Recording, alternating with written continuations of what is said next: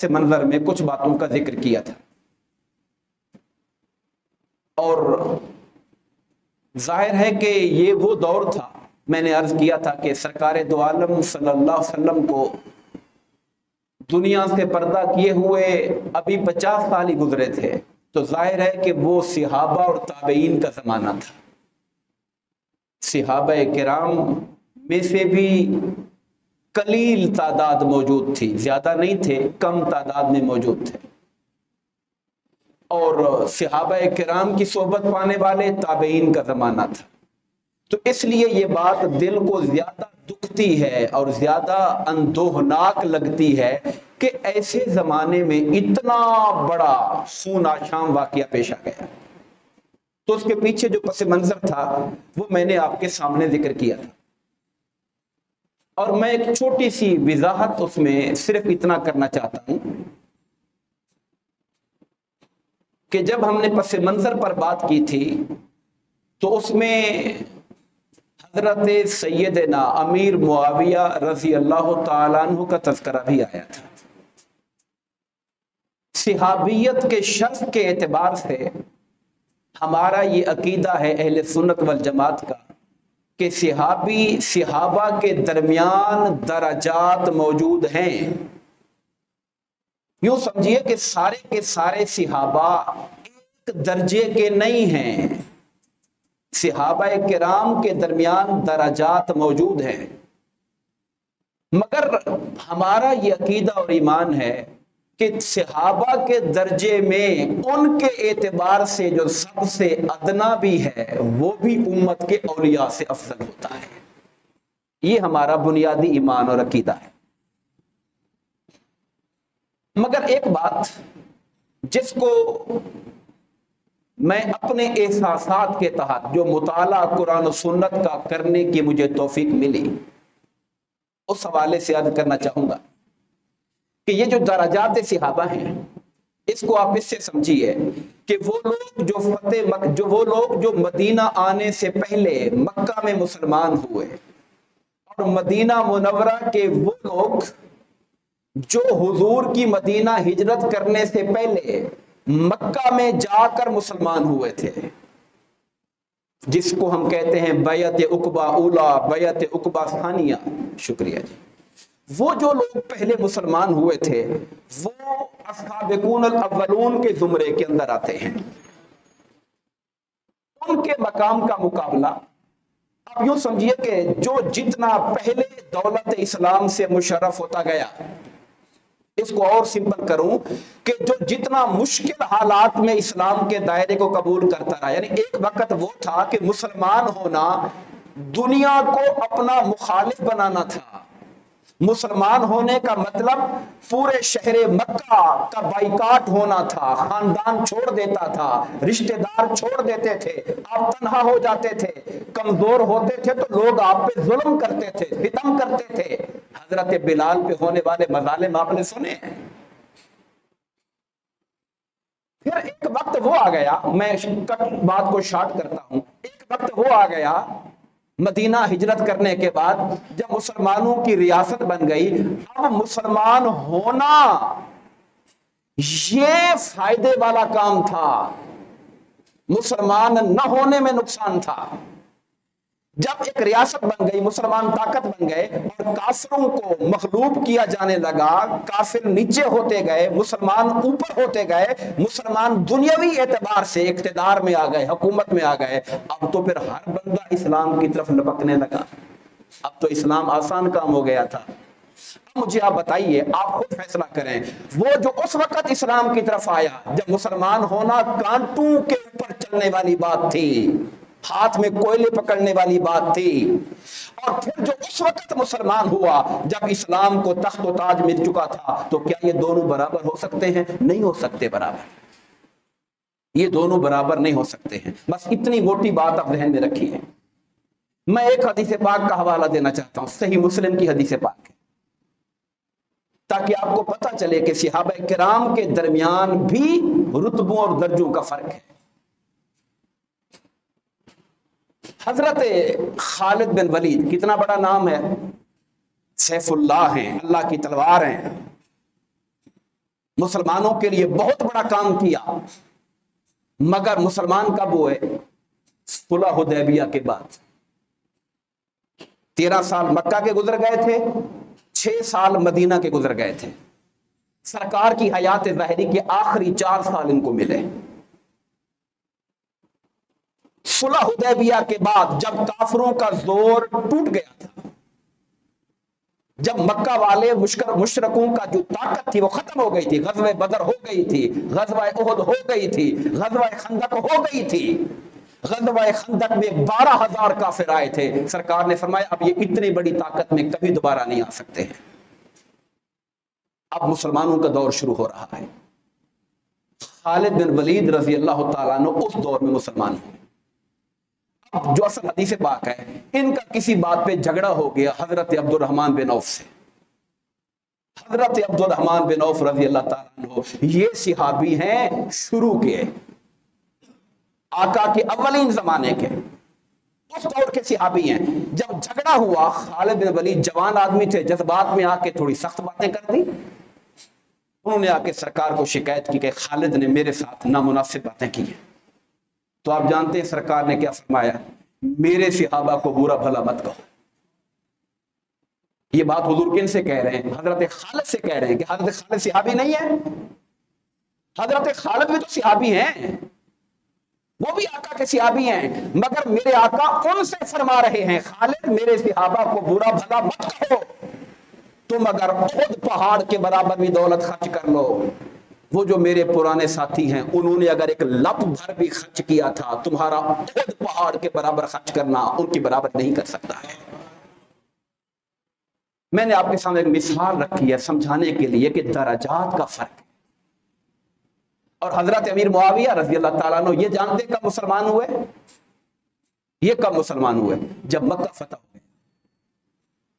جب مکہ فتح ہو گیا، کفر سارا کا سارا ٹوٹ کے گر گیا، اور کوئی چارہ کار نہیں تھا مکہ والوں کے پاس اسلام کے سوا۔ ان کے والد حضرت ابو سفیان، ان کی والدہ جناب ہندہ، جنہوں نے حضرت امیر حمزہ کے معاملے کے اندر جن کا ذکر آتا ہے، یہ اس موقع پر مسلمان ہوئے، فتح مکہ کے موقع پر۔ اور مسلمان کیسے ہوئے کہ جب یہ سارے مکہ والے ملزم اور مجرم بنا کے سرکار کی بارگاہ کے سامنے کھڑے کر دیے گئے کہ دیکھیں حضور کیا فیصلہ کرتے ہیں۔ آقا نے پوچھا تھا تمہارا کیا خیال ہے؟ میں تمہارے بارے میں کیا فیصلہ کرنے والا ہوں؟ میرے آقا چاہتے حکم دیتے تلواروں سے ان کی گردنیں اڑا دو۔ یہ وہی لوگ ہیں 23 سال جنہوں نے اسلام کو نقصان پہنچایا۔ میرے آقا چاہتے تو گردنیں اڑوا دیتے۔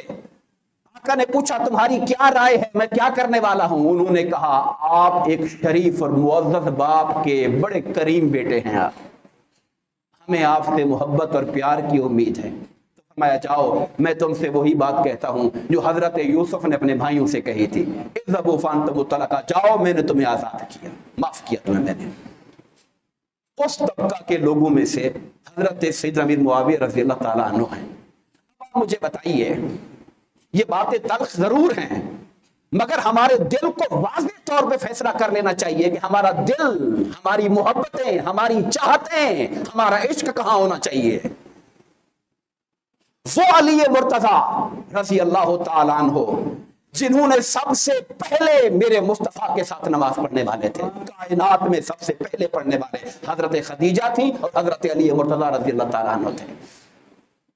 سوموار والے دن حضور پر وحی اتری پہلی، سوموار والے دن، اور منگل کی صبح کو علی مرتضی مسلمان ہو چکے تھے۔ حضرت خدیجہ سوموار کو ہی مسلمان ہو گئی تھی۔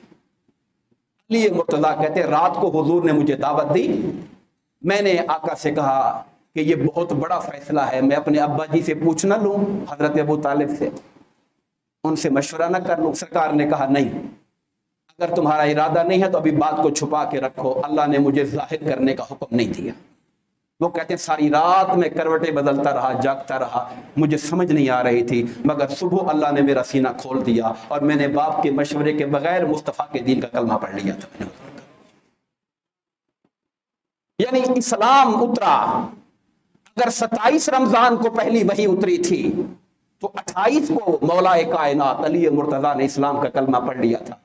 پھر اس وقت سے لے کر فتح مکہ اور میرے آقا کے پردہ کرنے تک یہ سارا کا سارا دین کا جھنڈا اٹھانے والے جو چند بڑے آگے لوگ تھے ان میں بتائیے پھر اب تکابر کرنا شروع کر دیں حضرت معاویہ کا اور حضرت مولا کائنات کا، تو کیا تکابر بنتا ہے؟ یہ درجہ اپنی جگہ، صحابیت اپنی جگہ، احترام اپنی جگہ، ان کے معاملے میں بحث نہیں کرتے ہم ان کو تان کا نشانہ نہیں بناتے، ہم ان کی ذات کو موضوع سخن نہیں بناتے۔ آپ کو مجھے سنتے ہوئے سالہ سال گزر گئے ہوں گے، ہم نے کبھی ان کا ذکر نہیں کیا، کبھی اس طرح سے ان کا ذکر نہیں کیا کہ جس کے اندر کوئی، مگر اب جب ماہ محرم آتا ہے، امام حسین پاک کا تذکرہ ہوتا ہے اور پھر آپ کے خاندان کی بات ہوتی ہے، تو لوگ جب یزید کی حمایت میں بولنے لگ جائیں تو دل پھٹتا ہے ہمارا، جگر پھٹتا ہے ہمارا کہ یہ امت کیوں بھول گئی مصطفیٰ کے گھرانے کو، یہ لوگ کیوں بھول گئے مصطفیٰ کی آل کو، مولا کائنات کو، امام حسن حسین کو کیوں بھول گئے یہ لوگ، اور ان کا درجہ کیسے ہمارے نگاہوں کے اندر اوروں کے ساتھ برابر کر کے دکھایا جا رہا ہے۔ یہ وہ چند دکھ بھری باتیں تھیں جو میں نے آپ کے سامنے رکھی۔ میرا جو آج مدعا تھا گفتگو کا بطور خاص وہ یہ تھا کہ حضرت سیدنا امام حسین رضی اللہ تعالیٰ عنہ جب مدینہ سے چلے تھے، میں نے آپ سے کہا تھا کہ ہم واقعہ کربلا کو اور امام حسین کا جو مقصد قیام ہے اس کو سمجھیں گے خطبات حسین کی روشنی میں۔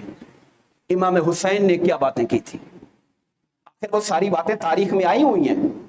اب چونکہ وقت بھی کم ہے اور یہ بہت زیادہ باتیں ہیں، میرے سامنے 6 صفحات لکھے ہوئے ہیں ان کے خطبات کے حوالے سے، میں کوشش کروں گا کہ تیزی سے جو اہم باتیں ہیں وہ آپ تک پہنچا دوں۔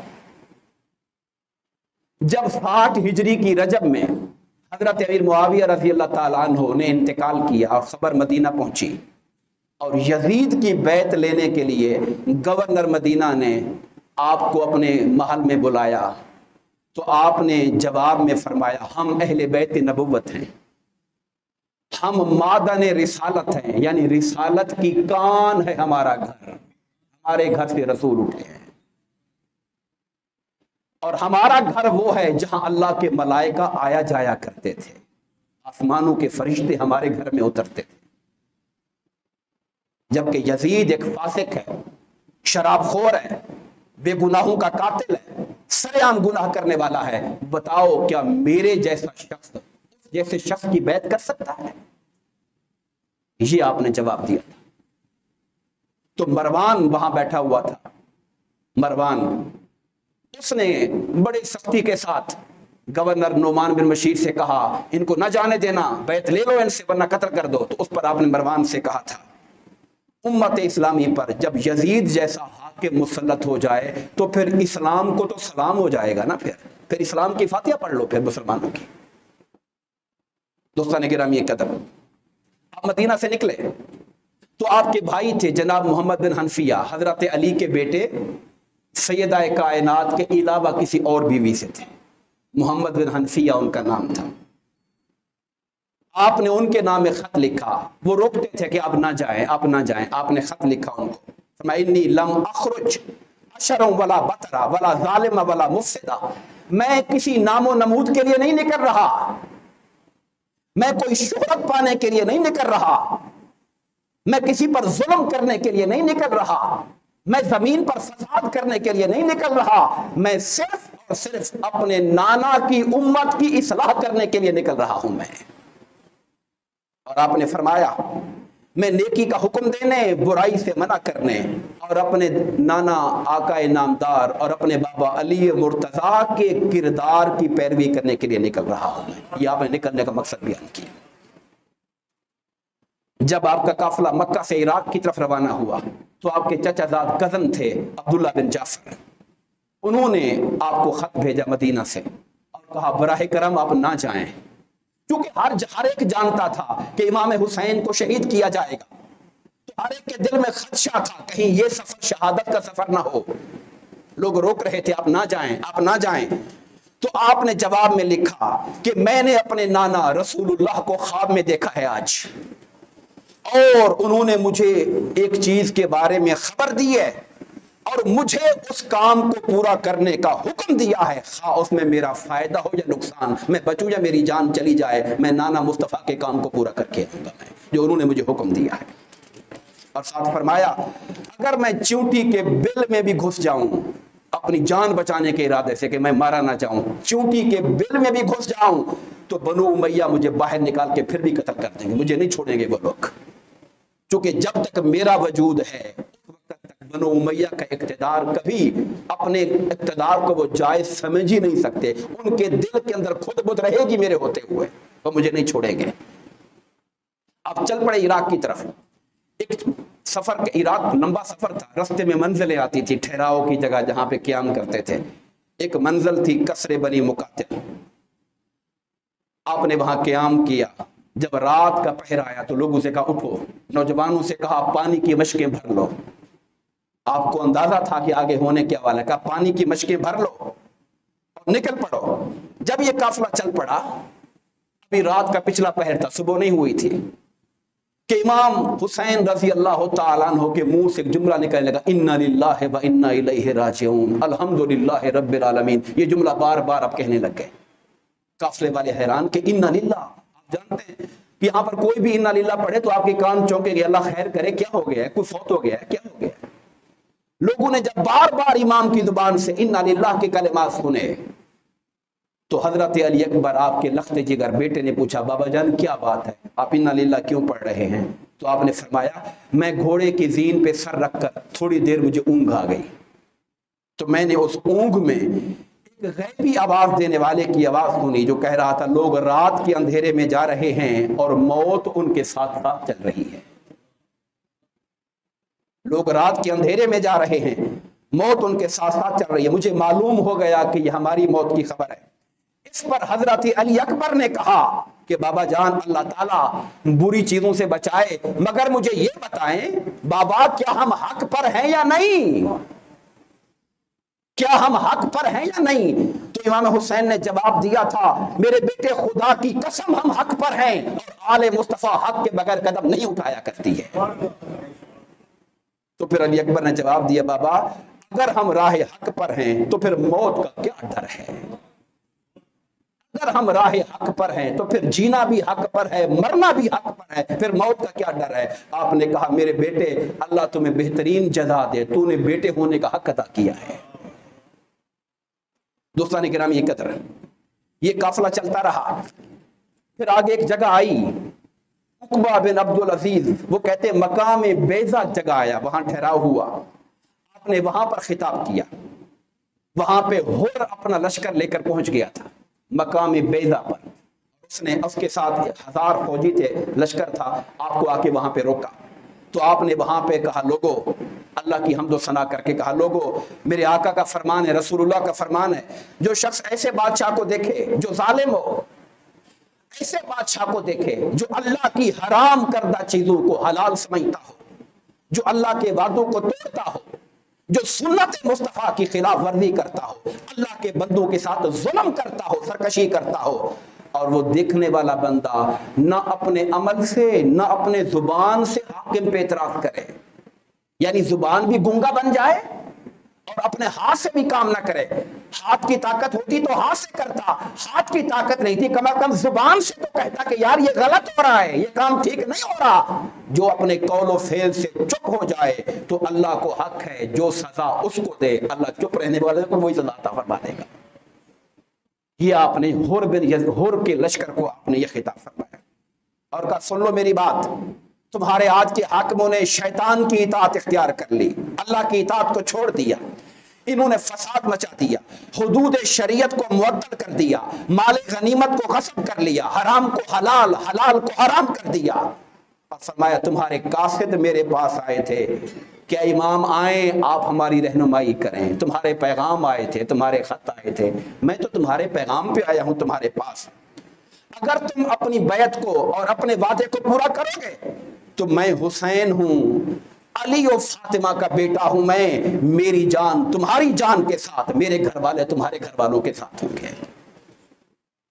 مگر آپ آگے چلتے رہے، مقام ذی حسم ایک جگہ آئی عراق کے رستے میں، کربلا سے پہلے آپ نے وہاں ایک اور خطبہ دیا لوگوں کو، کیونکہ ہور کا لشکر اب آپ کے ساتھ ساتھ چل رہا تھا، اسے ابن زیاد نے پیغام بھیجا تھا کہ تم نے ان کو کہیں جانے نہیں دینا، بس ان کے ساتھ ساتھ رہو اور ان کو ایسی جگہ رکنے پر مجبور کرو جو بے آب و گیا ہو، جہاں پر آبادی نہ ہو اور تنگی اور مشکلات کی جگہ ہو۔ آپ نے کہا اپنے ساتھیوں کو، تم لوگ دیکھ رہے ہو کیا حال ہو رہا ہے، دنیا بدل چکی، پہچانی نہیں جاتی، نیکیں اب صرف برتن کا دھون باقی رہ گیا ہے۔ آپ کوئی شربت پیئیں، لسی پیئیں تو پوری اچھی لسی پی کے نیچے آخر میں جو تھوڑا سا بچ جاتا ہے حصہ، اب صرف دھون باقی رہ گیا ہے۔ اور فرمایا کیا تم دیکھتے نہیں ہو کہ حق پر عمل نہیں ہوتا، باطل سے پرہیز نہیں کیا جاتا۔ مومن کو چاہیے کہ ایسے حالات میں اپنے مولا سے ملاقات کی تیاری کر لے۔ ایسے حالات میں پھر کیا جینا اگر آپ وہاں پہ کچھ کر نہیں سکتے؟ میں دیکھتا ہوں کہ مر جانا شہادت ہے اور ظالموں کے ساتھ زندگی بسر کرنا ضلالت ہے۔ دوستان گرامی قدر، میں وقت کو دیکھ رہا ہوں چونکہ وقت مختصر ہے، آپ کے آخری خطبہ یوم عاشور پہ آ جاتا ہوں، جب 10 محرم کو آپ کے رفقا شہید ہو گئے اور آپ اپنے گھوڑے پر سوار ہوئے، آپ نے قرآن مجید کو اٹھایا، اپنے سامنے رکھا، پھر لشکر یزید کی طرف رخ کیا، ذرا حالانکہ آپ نے ہاتھ اٹھائے ہوئے تھے، دعا مانگ رہے تھے، اے اللہ کہہ رہے تھے، اے اللہ ہر مصیبت میں تیری ہی ذات پر میرا بھروسہ ہے، ہر مشکل میں تو ہی میری امید ہے۔ پھر آپ نے بلند آواز میں کہا، لوگوں میں تمہیں ایک نصیحت کرنا چاہتا ہوں، توجہ سے سنو۔ یہ بات آپ نے پورا لشکر یزید، روایات میں آتا ہے کہ 22,000 کے قریب لشکر تھا یزید کا، 22,000 کے قریب لوگ تھے۔ آپ نے کہا سنو، لوگ خاموش ہو گئے۔ آپ نے اللہ تعالیٰ کی تعریف کی، حمد و ثنا بیان کی، اور کہا لوگوں اگر تم مجھ سے نصیحت قبول کرتے ہو اور میرے ساتھ انصاف کرتے ہو تو یہ تمہارے لیے خوش بختی کی بات ہوگی، اور تم پر میرا کوئی زور نہیں۔ اگر تم میری نصیحت قبول نہیں کرتے تو اپنے جھوٹے خداؤں کے ساتھ مل کر میرا جو کرنا چاہتے ہو کر لو، پھر تم لوگ، میں اللہ کا نام لے کر کھڑا رہوں گا، ڈٹا رہوں گا، میں پیچھے نہیں ہٹوں گا۔ آپ نے لوگوں سے کہا، اور اس دوران جب آپ نے یہ باتیں کی تو خیموں میں سے آپ کے گھر والوں کی، بہنوں کی، بیٹوں کی رونے کی آوازیں آنا شروع ہو گئی۔ آپ نے حضرت عباس سے کہا، عباس انہیں خاموش کراؤ، ان سے کہو چپ ہو جاؤ، ابھی بہت رونا پڑے گا، ابھی خاموش ہو جاؤ، آگے بہت رونا پڑے گا۔ آپ نے لوگوں سے کہا، لوگوں اپنے ضمیروں کو ٹٹولو، اپنے دل میں نگاہ ڈالو، گریبان میں جھانکو، محاسبہ کرو، کیا تمہارے لیے میرے جیسے شخص کا قتل کرنا جائز ہے؟ تم میرے اوپر تلواریں تان کے کھڑے ہو، مجھے اپنے نیزوں کا نشانہ بنانا چاہتے ہو؟ میں تمہارے نبی کی بیٹی کا بیٹا ہوں، روئے زمین پر اس وقت میرے علاوہ نبی کا بیٹا کوئی موجود نہیں ہے، میں فاطمہ کا بیٹا ہوں، نبی کی بیٹی کا بیٹا ہوں۔ میں علی مرتضیٰ میرے والد ہیں، حضرت جعفر جن کو اللہ نے 2 پر دیے وہ جنت میں سواری کرتے ہیں، وہ میرے چچا ہیں۔ حضرت حمزہ سید الشہداء میرے والد کے چچا ہیں، اور میرے بھائی کے بارے میں رسول اللہ نے فرمایا تھا کہ حسن اور حسین جنت کے سردار ہیں جوانوں کے، کیا تمہیں جائز لگتا ہے میرا قتل کرنا؟ اپنے گریبانوں میں جھانکو۔ فرمایا اگر تم میری بات کی تصدیق کرتے ہو کہ میں سچ کہہ رہا ہوں تو درست ہے، اور اگر تمہیں شک ہے تو یہاں پر میرے مصطفیٰ کے آپ نے یوں فرمایا، اگر تم تصدیق کرتے ہو کہ میں سچ کہہ رہا ہوں، خدا کی قسم جب سے میں نے جانا کہ جھوٹ بولنے سے اللہ ناراض ہوتا ہے، اللہ کی قسم میں نے کبھی جھوٹ نہیں بولا ہے۔ اگر تمہیں میری بات پہ یقین نہیں تو حضور کے صحابہ حضرت جابر موجود ہیں، ابو سعید خدری موجود ہیں، سہل بن سعد موجود ہیں، زید بن ارقم موجود ہیں، ان سے جا کر پوچھو میرے مصطفیٰ نے میرے بارے میں کیا کہا ہوا ہے۔ تم پہ افسوس ہے، کیا تم اللہ سے ڈرتے نہیں؟ کیا میرا خون بہانے سے تم رک نہیں سکتے ہو؟ آپ نے اپنی سواری کو بٹھایا، سواری کو باندھا، پھر کہا کہ کیا میں نے تم میں سے کسی کا قتل کیا ہے کہ جس کا تم مجھ سے مطالبہ کر رہے ہو؟ یعنی کیا میں نے کسی کا قتل کیا ہے کہ جواب میں مجھے قتل کرنا چاہتے ہو؟ کیا میں نے تم میں سے کسی کا مال لوٹا ہے؟ کیا میں نے تم میں سے کسی کو زخمی کیا ہے کہ مجھ سے بدلہ لینا چاہتے ہو؟ لوگوں کے پاس کوئی جواب نہیں تھا، سارا مجمع گنگ ہو کے یہ ساری باتیں سن رہا تھا۔ بعض لوگوں نے کہا आपने कहा, ए हिजार, ए कैस बिन अशस, ज़ैद बिन हारिस, क्या तुम लोगों ने मुझे नहीं लिखा था कि फल पक चुका है, दरख्त सब हो चुका है, आप हमारे पास आ जाएं। अब जब मैं आ गया हूं, तुम लोगों ने तलवार और तीर और नेज़े मेरे लिए उठा के रखे हुए सामने। दोस्तान गिरामी कदर, उनमें से बाद लोगों ने कहा कि आप इब्ने ज़ियाद की बात क्यों नहीं मान लेते और उसके हाथ में हाथ क्यों नहीं दे देते। तो आपने जवाब दिया था, खुदा की इज्जत की कसम, मैं जालिमों के हाथ पर बैठ करूं और गुलामों की तरह उनके साथ रहूं, हुसैन कभी बर्दाश्त नहीं कर सकता इस बात को। सितम यह है दोस्तों कि मोहब्बत हुसैन के दावेदार तो बहुत हैं, मगर आज उन कदरों को जिंदा करने के लिए जिनके लिए हुसैन निकले थे, हम में से कोई भी, किसी शायर ने क्या खूब कहा, गरचे ताबदार है अब भी गैसूए दजला फरात, मगर काफिले हिजाज में एक भी हुसैन नहीं है। हुसैनी कहलाने वाले बड़े हैं, मातम करने वाले, उनके नाम के नारे मारने वाले, हुसैनियत करने बात करने वाले, मगर उनके रास्ते पे चलने वाला आज में कोई भी नजर नहीं आता है। मैं इन्हीं कलिमात पे इत्तेफाक करता हूँ और हम इंशाअल्लाह अगला जुमा भी इसी मौजू पर ही पढ़ेंगे और इससे आगे हजरत सैयदा ज़ैनब ने यजीद के दरबार में क्या बातें की, इमाम ज़ैनुल आबिदीन ने क्या बातें की, उस हवाले से हम इंशाअल्लाह बात करेंगे। अल्लाह तबारक व तआला हमें हुसैनियत को समझने और उनके नक्शे कदम पे चलने की तौफीक अता फरमाए। आमीन। वमा अलैना इल्लल बलाग।